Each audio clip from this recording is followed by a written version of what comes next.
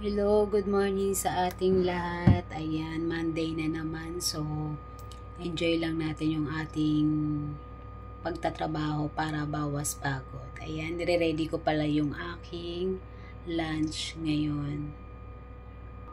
Ayan, habang maglilinis ako ng CR, ay iinitin ko na yung aking lunch. Ito pala yung aking pizza, sabi ni ma'am kagabi, ay pwede kong kainin tapos initin. Ayan, meron tayong pizza.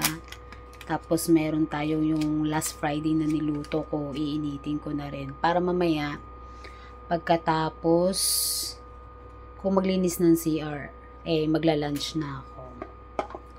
Ayan, nare-ready ko na yung oven. Para mamaya magla-lunch na lang ako. So, sharing, ayan.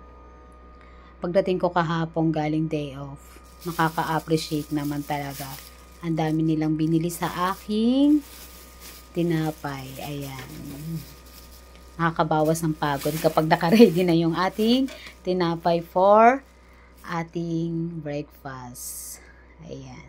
Yun lang guys. Thank you for watching. Ayan. Maglilinis muna ako ng CR.